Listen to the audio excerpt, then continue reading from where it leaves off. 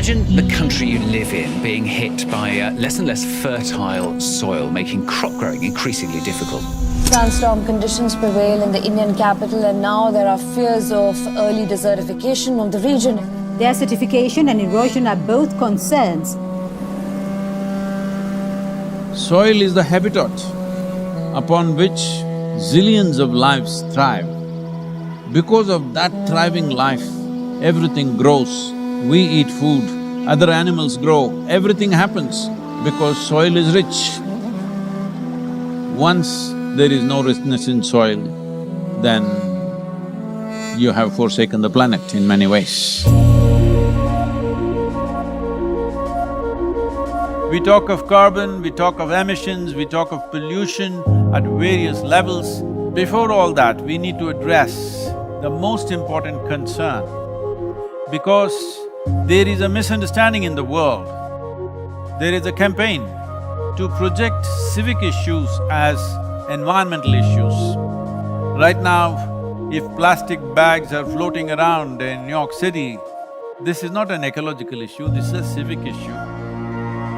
If our rivers are polluted, this can be fixed.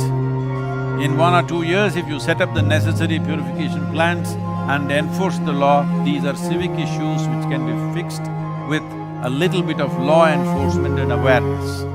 But the real issue is soil. The United Nations agencies with enough scientific data, they're clearly saying that we have soil, agricultural soil for another 80 to 100 crops on the planet. This is 45 to 60 years is what we have agricultural soil. We are calling this as soil extinction.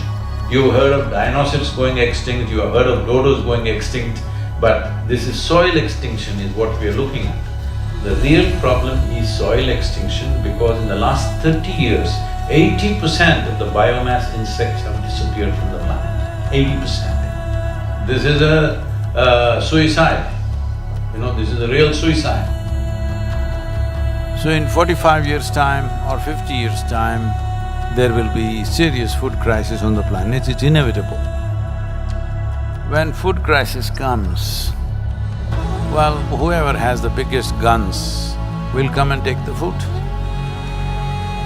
And the chaos and the suffering that we will create for populations around the world is unimaginable.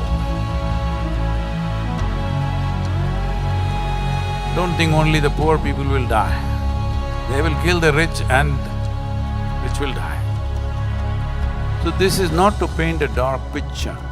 This is a reality which has happened many times in our history, and once again it is being predicted by top scientists in the world.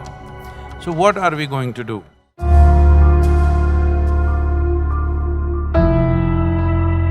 Why is soil going away? Where is it going away?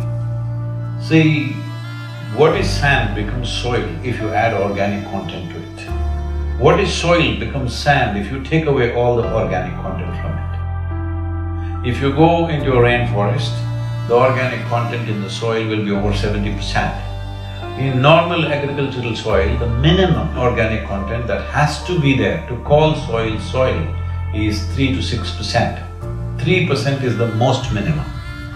But today, for example, in India, 62% of India's soil, the organic content is 0.5% or below that. So literally we are on the verge of desertification. This is across the world, this is not in one country. In United States, the way the land has been used in terms of herbicides, weedicides, pesticides, well, we need to understand nearly 82 to 86% of biodiversity is within the first 12 inches of topsoil. When we plow with machines like tractors plow to a depth of 9 to 12 inches and leave it open, this means we are destroying the biodiversity completely. What biodiversity means is, it's the humus in the soil. The word human comes from the word humus. That means this is actually living soil. So it's very, very important that soil becomes the focus, because if you put 1/3 to 40% of the land, especially in the tropical world, under tree shade, your climate change could be easily reversed. Land is getting hot simply because it is plowed or it is paved. Land has to go under vegetation, whatever kind, natural grasses, bushes, trees, whatever, because all these are serving the ecological activity. And we must also understand soil is a very significant carbon sink. And soil is the largest water soak on the planet. And soil is the basis of all life. This 36 to 39 inches of topsoil on average around the planet is the basis of 87% of life on this planet. To keep the biodiversity alive is the most important thing that we need to do right now. Unless we start now, this will not happen. As a part of this, we are unfolding a movement called Conscious Planet to bring maximum number of people. Right now, it looks like climate change, ecology, all these are playground for the rich and elite. No, this must change. Individual human beings should become conscious about the danger that we are facing. Ecological issues must become election issues, and political parties must give significance to ecological issues in their manifestos. Governments must be elected for their concern for ecological issues. This needs to happen.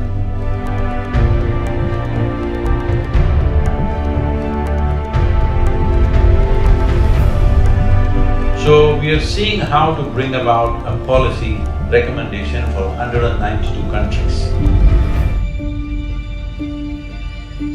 The rally is starting on 21st of March, which is the equinox day in London.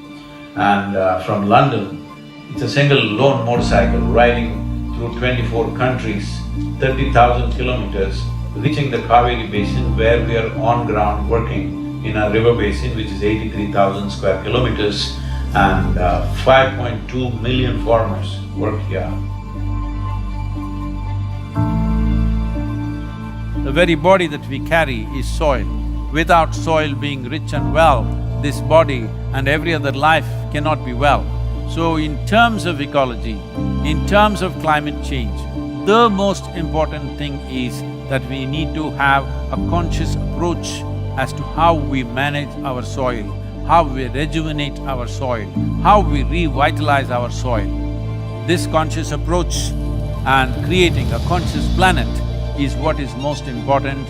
Without involving large mass of people, this will not become a reality because we are democratic nations. Unless people say this is what they want, that is not going to happen. So let's create a conscious planet. Let us make it happen.